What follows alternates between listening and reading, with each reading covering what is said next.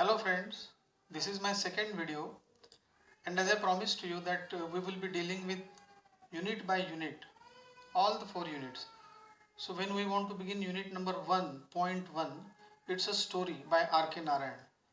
I will deal with that in detail, but before that I am presenting you a little video about this.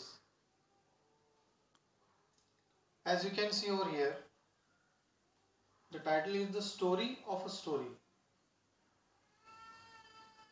The meaning is just like the mathematics formula. If you study the formula very well and grasp it nicely, then you can solve n number of problems in mathematics. Similarly, if you understand this triangle, now what's a triangle doing in language? Anything is anywhere.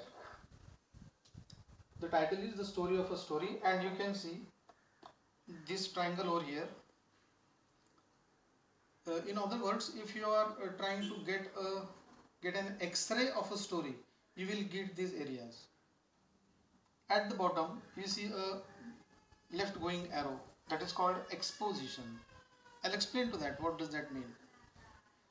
Then you see a capital C here, which is called conflict. Then you get a spring over here, which is called rising action. You can see the spelling, I have written in that fashion.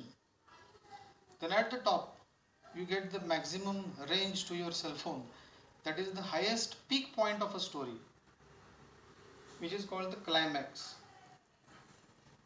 And then there is a smooth downgoing line, which is naturally a falling action. Falling, not following. It's a falling action. A for action. So exposition, conflict, rising action, climax, falling action. And then in this circle, I have written T/C, if you can see it here at the corner. The T stands for tragedy and C stands for comedy. So it is the entire structure, and in between I have written the word catharsis. Normally it is related with Greek tragedies and dramas, especially speaking, but in this case you can connect it with a story novel as well, because it is a storyline ultimately. So let's go one by one.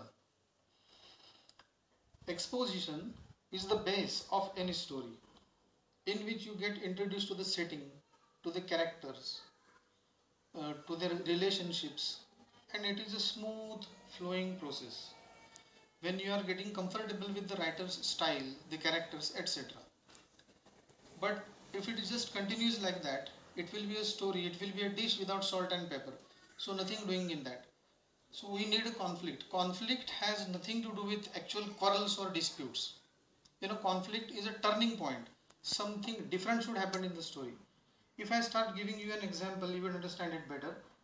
Exposition. There was a king and he had 4 daughters.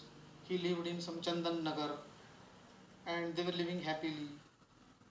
And as the popular belief, 1, 2, 3, the first 3 daughters were beautiful but arrogant, and the fourth one is traditionally beautiful as well as a soft-minded, humble one. We get introduced. And if somebody says that then all the 4 daughters got married and the story ended, then nobody would find anything interesting in the story. So exposition is just the introduction. Then there is a conflict. As I told you, conflict is a turning point.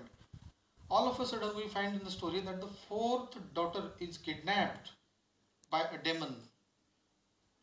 Something else has happened. That is the spark in the story. It's a basic example that I am giving to you.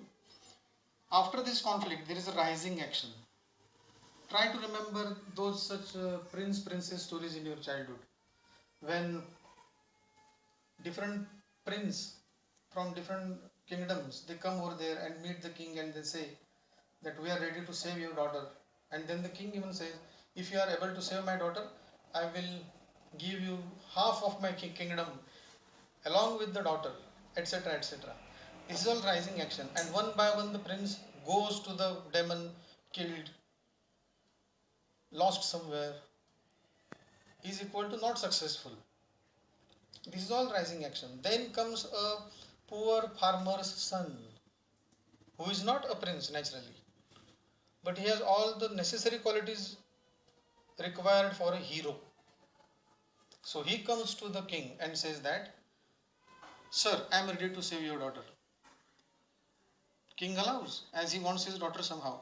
And then when the farmer's son starts going there, I mean, common man starts going up to that demon, he gets some, magical people, some wizards, the floating mattress, or a garb. If you put it on, you will become invisible. Harry Potter kind of things. But this is all rising action, do not forget it. And ultimately, when the son of the farmer, the poor person, reaches the demon, and then there is a fight between these two, that is the climax. This is the spot at which our eyes, if you are listening to the story, your ears, if you are watching to the story, your eyes and ears both, they are at the peak point to get the result. What happens ultimately? Is the son killed, that farmer's son, or the demon is killed? So this is the part that is the highest peak, climax. And we know that being a hero, he can make no mistakes, and with the help of so many gadgets, supernatural powers and elements in his hands, he wins over it. Or maybe because of his own guts, that's also necessary. And when then there is a falling action, this honest son of a farmer, while on the return way, he returns those gifts to those wizards, to those magical people, and says that I want to believe just in my own powers. Again, the Spider-Man story comes down, and in the end, the daughter is handed over back to the king. Following action is over. The king gets happy and keeps his promise as well. The daughter gets married with the farmer's son, who had already fallen in love with him by default because of the company of so many days and his bravery and everything. And then the story ends happily. So it is T or C, then it is C, comedy. Normally we people relate the word comedy with laughing, laughter, jokes, comedy shows and all that. You see, according to the theory, any story that has a happy end is a comedy. If the story is going on for 3 hours and you are weeping, you are crying your lungs out for 3 hours, but if the story ends happily, it's a comedy. And if for the 3 hours you are laughing out, but the story ends on a sad note, if the story ends on a sad note, it is called a tragedy. So the end decides whether it is a Sukhantika or Shokantika, happy ending story or sad ending story. If you know this structure, as I said in the beginning, this is the X-ray of any story in any language. In this case, it is English, but if we know the formula, you can have the story of a story. How to see a story? This is how. And in between the word is catharsis. Catharsis is a thing which is a purgation, purification of mind. When you feel, even tears can give you catharsis. Happy tears, sad tears, whatever. So the hero has some issues in his life and he reaches the climax somehow, and being a hero, he wins it with the supernatural powers or without the supernatural powers, that doesn't make any difference. But at the end, the audience is satisfied to see justice being given. Or sometimes he is happy to understand a problem which has not a happy end, but at least he has got a happiness of understanding the problem. This is called catharsis. People go to movie theaters, people go to dramas, people read novels, people live life to get this catharsis. This is how, or this is what a story is. So while studying any of the stories in your course book, in any book in the world, you are supposed to bear in this mind, if you are happy with the exposition, of course, this all depends on the writer's style and genre that he is handling.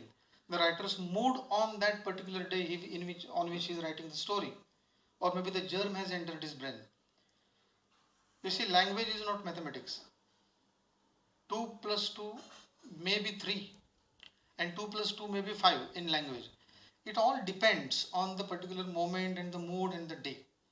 Exposition, conflict, rising action, climax, falling action, it decides it's a tragedy or comedy. This is how the entire story of a story is. Keep this in mind and study any story that you encounter. All the best.